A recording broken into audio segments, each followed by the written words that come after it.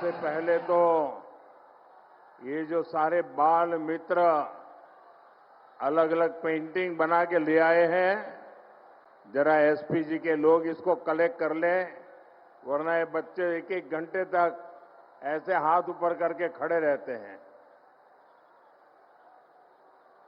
बहुत बढ़िया चित्र बनाए हैं आप लोगों ने। मैं आप सबका बहुत आभारी हूं। Thank you.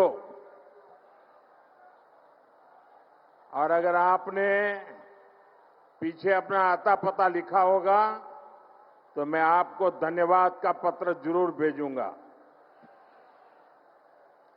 देखिए, उस तरफ भी कोई बेटी लेके आई है, उसको कलेक्ट कर लीजिए।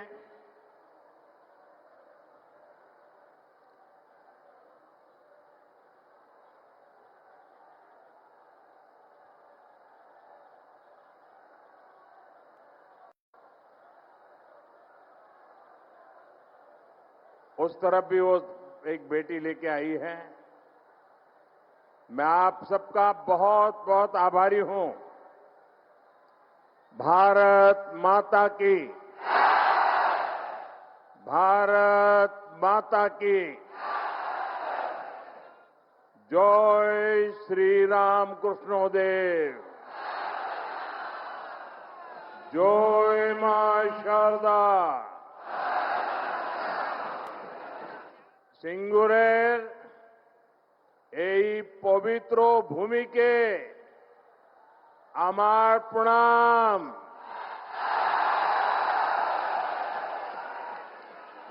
आज सुबह मैं मां कामाख्या की धरती पर था और अब यहां बाबा तारकेश्वर की धरती पर आप जनता जनार्दन के दर्शन करने के लिए आया हूं। साथियों, सिंगूर का ये जन सैलाब, आप सभी का ये जोश, ये उत्साह, और मैं तो देख रहा हूं, शायद पीछे लोग देख भी नहीं पाते होंगे।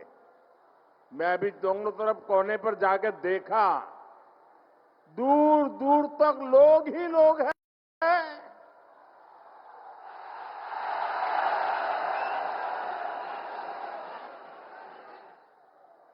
ये उत्साह, ये जोश पश्चिम बंगाल की नई कहानी बता रहा है।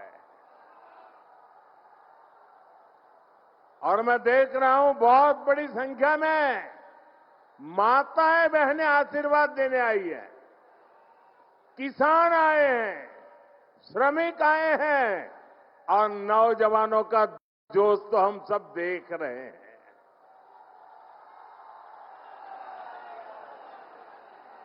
सभी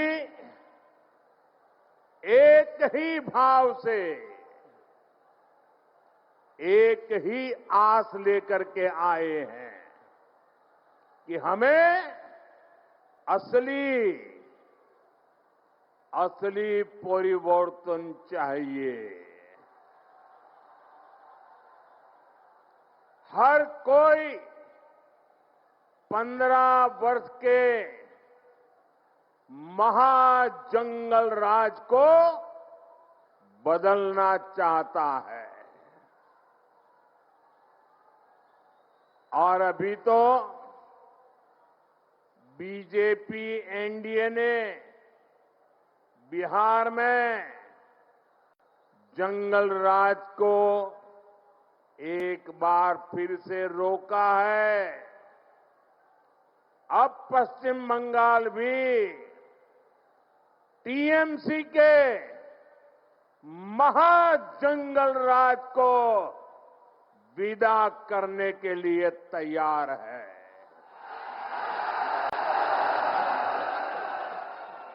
तैयार है ना? पक्का? तो मेरे साथ एक संकल्प लेंगे। संकल्प लेंगे। मैं कहूंगा पलटानो दोरकार, पलटानो दोरकार। आप कहेंगे चाय बीजेपी सरकार, पलटानो दोरकार, पलटानो दोरकार, पलटानो दोरकार, पलटानो दोरकार, पलटानो दोरकार। साथियों, मैं आज ऐसे समय में सिंगूर आया हूं जब देश ने वंदे मातरम के 150 वर्ष पूरे होने का उत्सव मनाया है। संसद में भी विशेष चर्चा करके वंदे मातरम का गौरव गान किया है। पूरी संसद ने, पूरे देश ने ऋषि बंकिम चंद्र चट्टोपाध्याय जी को श्रद्धा भाव से नमन किया। हुगली और वंदे मातरम का रिश्ता तो और भी विशेष है। कहते हैं यहीं पर ऋषि बंकिम जी ने वंदे मातरम को उसका पूर्ण स्वरूप दिया। साथियों, जिस प्रकार वंदे मातरम आजादी का उद्घोष बना था, हमें वंदे मातरम को पश्चिम बंगाल को, भारत को विकसित बनाने का मंत्र भी बनाना है। साथियों, बंगाल की धरती ने देश की विरासत, देश की आजादी के लिए जो दिशा दी, जो नेतृत्व दिया, बीजेपी उस प्रेरणा को राष्ट्र के कोने कोने तक ले जा रही है। ये भाजपा सरकार ही है जिसने दिल्ली में कर्तव्य पथ पर इंडिया गेट के सामने नेताजी सुभाष बाबू की प्रतिमा लगाई है। पहली बार लाल किले से आजाद हिंद फौज के योगदान को नमन किया गया। अंडमान निकोबार में नेताजी के नाम पर द्वीप का नाम रखा गया। इतना ही नहीं, पहले जो 26 जनवरी के कार्यक्रम थे ना, वो 24-25 तारीख से शुरू होते थे और 30 तारीख को पूरे होते थे। हमने ये कार्यक्रम बदल दिया।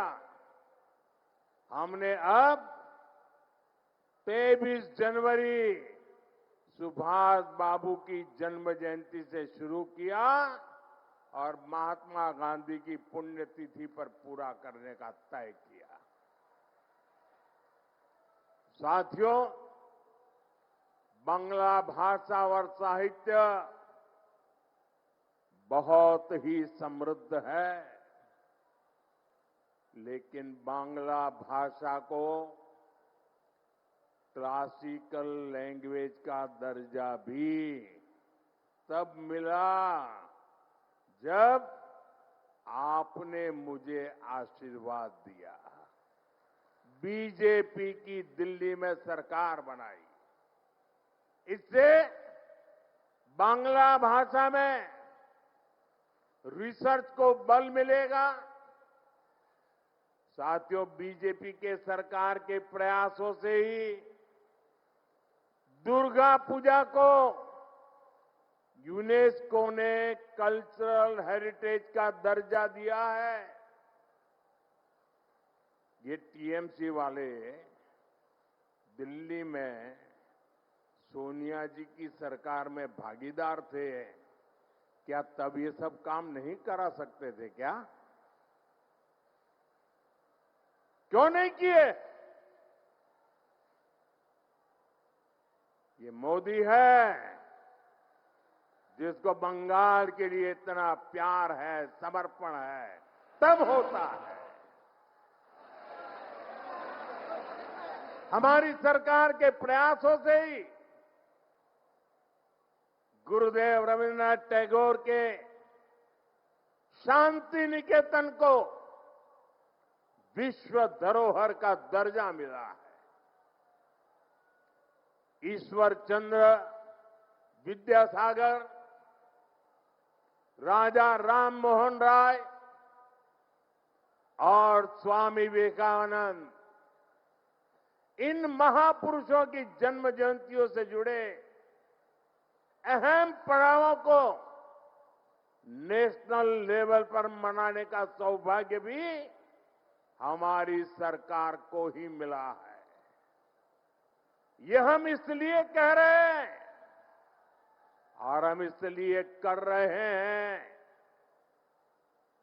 क्योंकि बीजेपी विकास और विरासत दोनों को महत्व देती है। विकास और विरासत के इसी मॉडल पर चलते हुए बीजेपी पश्चिम बंगाल के विकास को भी गति देगी। साथियों, पश्चिम बंगाल का सामर्थ्य बहुत बड़ा है। यहां बड़ी बड़ी नदियां हैं, बहुत बड़ी कोस्टलाइन है, यहां उपजाऊ जमीन है। पश्चिम बंगाल के हर जिले में कुछ न कुछ खास है और यहां के लोग तो बुद्धि, प्रतिभा, सामर्थ्य, समर्पण अद्भुत है। भाजपा हर जिले की इस ताकत को और ज्यादा बढ़ाएगी और जब हर जिले के हिसाब से योजनाएं बनेगी तो इसका सबसे ज्यादा लाभ उन जिलों में रहने वालों के लोगों को होगा। जैसे यहां की धनिया खाली साड़ी है, यहां का जूट है, हैंडलूम से जुड़े अन्य प्रोडक्ट है। पीढ़ियों से लोग इस काम से जुड़े हैं। BJP one district one product scheme के तहत हर जिले के ऐसे प्रोडक्ट को प्रोत्साहन देगी। भाजपा सरकार बनाते ही प्लास्टिक को लेकर ठोस नीति बनाएगी और जूट की पैकेजिंग को और बढ़ावा देगी। इससे यहां के जूट उद्योग को और बल मिलेगा। साथियों, हुगली में बहुत बड़ी मात्रा में आलू और प्याज की खेती होती है। अन्य सब्जियां भी उगाई जाती है। दुनिया में फ्रेश सब्जियों की बहुत बड़ी डिमांड है। साथ ही पैकेज सब्जियां के लिए भी दुनिया में बहुत बड़ा मार्केट है।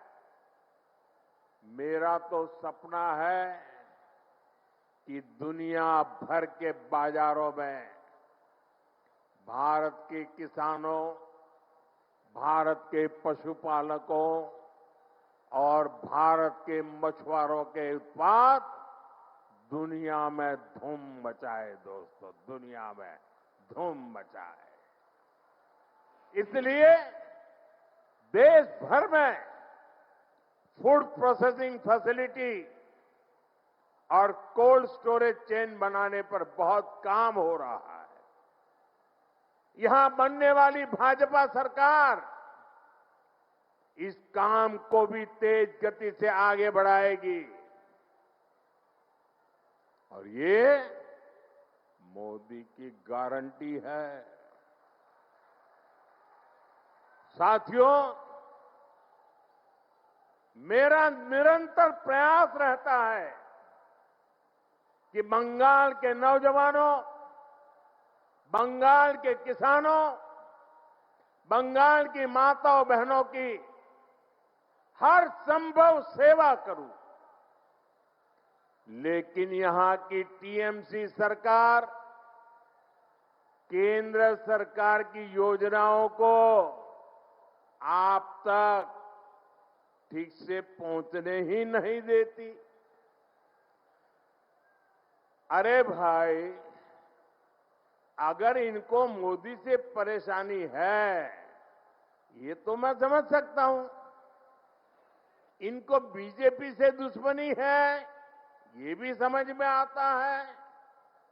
लेकिन टीएमसी तो बंगाल के लोगों से अपनी दुश्मनी निकाल रही है। टीएमसी यहां के नौजवानों, यहां की माताओं बहनों, यहां के किसानों से दुश्मनी ठाने हुए हैं। साथियों, बंगाल के मछुआरों से टीएमसी कैसे अपनी दुश्मनी निकाल रही है, इसका मैं आपको एक उदाहरण देता हूं। बंगाल में लाखों परिवार मछली के काम से जुड़े हुए हैं। यहां से अभी जितनी मछली एक्सपोर्ट होती है, उससे कहीं अधिक संभावनाएं बंगाल में है। बंगाल के फिशरमैन में वो ताकत है। इसके लिए जरूरी है कि मेरे मछुआरे भाई बहनों को मदद मिले, मेरे मछुआरे भाई बहनों को बेहतर टेक्नोलॉजी मिले। इसी सोच के साथ देश भर के मछुआरों की मदद के लिए केंद्र सरकार ने एक डिजिटल प्लेटफॉर्म बनाया। इस डिजिटल प्लेटफॉर्म पर देश भर की राज्य सरकारें अपने यहां के मछुआरों के नाम रजिस्टर करवा रही है। लेकिन बंगाल में इस काम पर ब्रेक लगा हुआ है।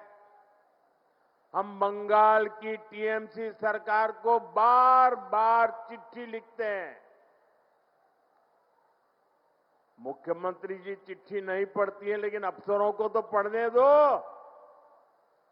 लेकिन टीएमसी सरकार यहां के मछुआरों के रजिस्ट्रेशन में बिल्कुल सहयोग नहीं कर रही है।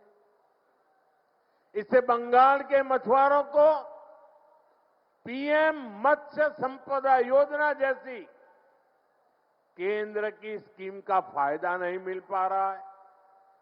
साथियों, टीएमसी बंगाल के नौजवानों के भविष्य भी के साथ भी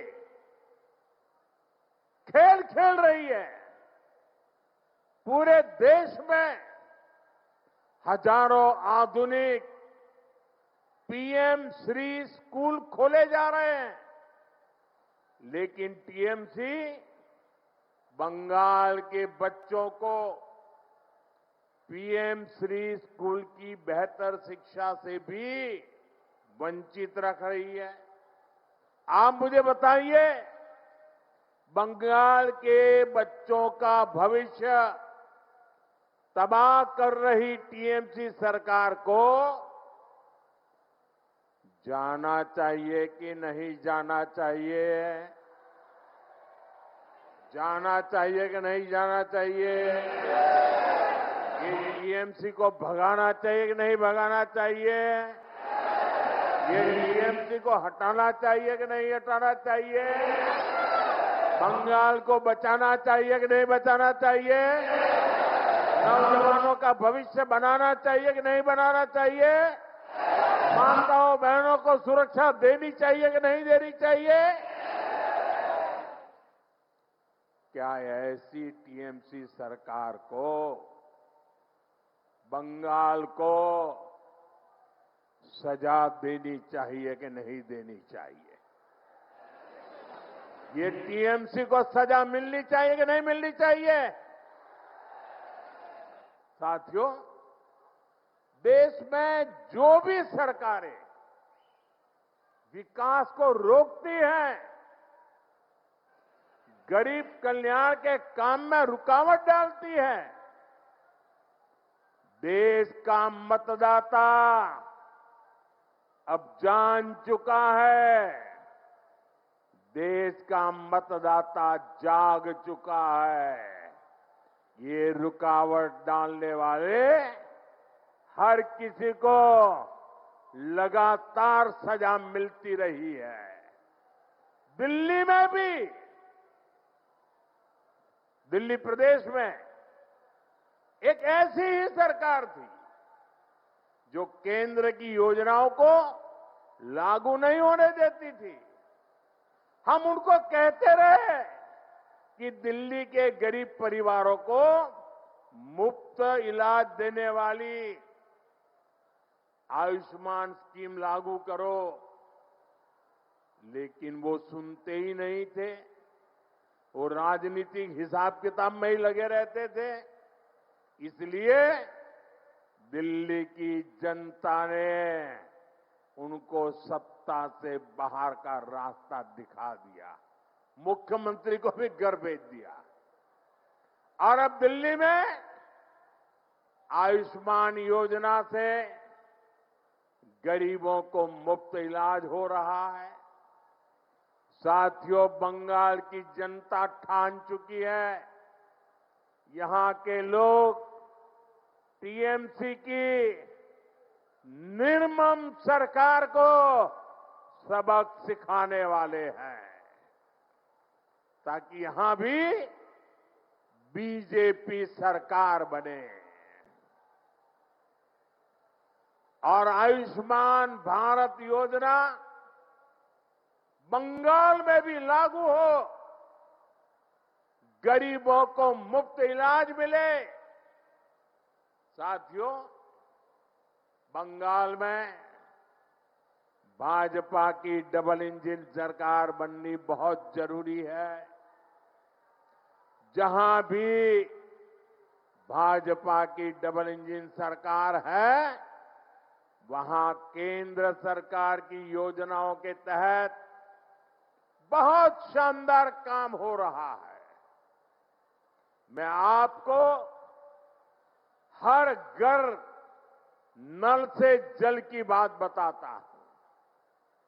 देश के गांव-गांव में हर घर तक पाइप से जल पहुंचे, इसके लिए केंद्र की बीजेपी सरकार ये अभियान चला रही है।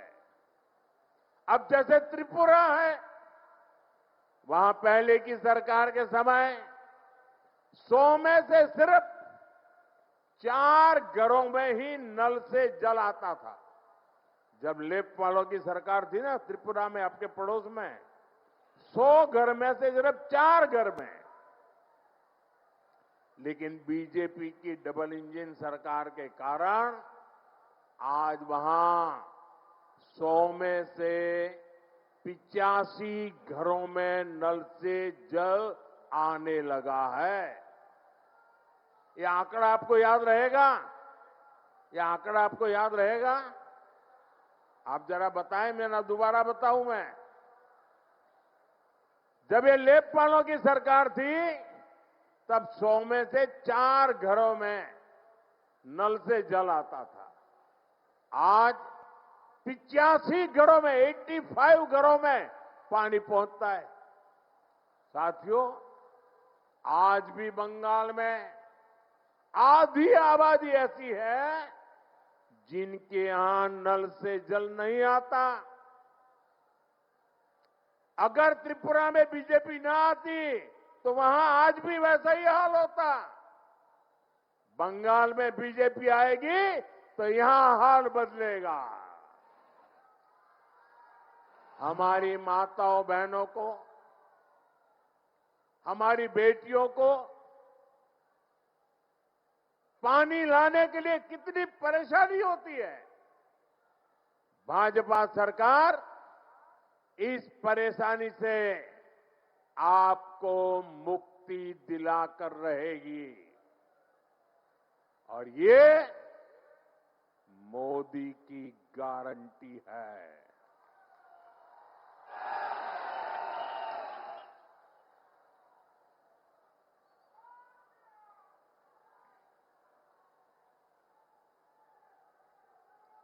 साथियों, बंगाल से टीएमसी के महाजंगल राज का जाना और बीजेपी के सुशासन का आना, ये बहुत जरूरी है। इसके लिए ईश्वर चंद्र विद्यासागर जी के बताए रास्ते पर चलना होगा। उन्होंने नारी शक्ति और युवा शक्ति को परिवर्तन का माध्यम बनाया था। अब बंगाल की बहनों बेटियों को, यहां के नौजवानों को अपनी आवाज बुलंद करनी होगी। टीएमसी के राज में बेटियां भी सुरक्षित नहीं है और शिक्षा व्यवस्था भी, यहां की शिक्षा व्यवस्था भी माफिया और भ्रष्टाचारियों के कब्जे में है। इसलिए मैं पश्चिम बंगाल की माताओं बहनों से भी एक आग्रह करना चाहता हूं। आपके बेटे बेटियों को तब तक अच्छी शिक्षा और अच्छी नौकरी नहीं मिलेगी जब तक यहां टीएमसी के पास सत्ता की ताकत रहेगी। इसलिए आपको आने वाले विधानसभा चुनाव में भाजपा को वोट देना है। भाजपा को आपका एक वोट पक्का करेगा कि हां, कॉलेजों में बलात्कार, रेप और हिंसा की घटनाओं पर लगाम लगे। भाजपा को आपका एक वोट पक्का करेगा कि बंगाल में फिर से संदेश खाली जैसी घटना न हो। भाजपा को आपका एक वोट इस बात को पक्का करेगा कि फिर से बंगाल में हजारों शिक्षक अपनी नौकरी नहीं खोए। साथियों, टीएमसी को सबक सिखाना बहुत जरूरी है। यहां छोटे से छोटा टीएमसी का नेता खुद को बंगाल का माई बाप समझने लगा है। हुगली को तो इन्होंने शिक्षक भर्ती घोटाले के लिए बदनाम किया है। बीजेपी युवाओं को लूटने वालों को जरूर सजा दिलाएगी। साथियों, आपको एक और बात याद रखनी है, बंगाल में उद्योग तभी लगेंगे, निवेश तभी आएगा जब यहां कानून व्यवस्था बेहतर होगी। लेकिन बंगाल में दंगाइयों को, लूटने वालों को, माफियाओं को खुली छूट मिली हुई है। आपको भी पता है कि यहां हर चीज पर सिंडिकेट टैक्स लगाया जाता है। इस सिंडिकेट टैक्स को, इस माफियावाद को भाजपा सरकार ही खत्म करेगी, और ये भी मोदी की गारंटी है। साथियों, टीएमसी सरकार पश्चिम बंगाल की, देश की सुरक्षा के साथ भी खिलवाड़ कर रही है। इसलिए यहां के नौजवानों को खास तौर पर बहुत सावधान रहना है। टीएमसी यहां घुसपैठियों को भांति भांति की सुविधाएं देती है। घुसपैठियों को बचाने के लिए धरने प्रदर्शन करती है। आप याद रखिए, टीएमसी को घुसपैठिए इसलिए पसंद है क्योंकि वो इनके पक्के वोट बैंक है। घुसपैठियों को बचाने के लिए टीएमसी किसी भी हद तक जा सकती है।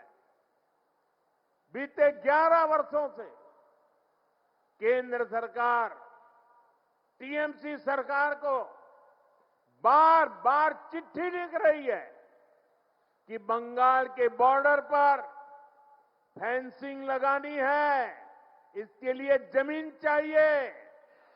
लेकिन टीएमसी को कोई फर्क नहीं पड़ता।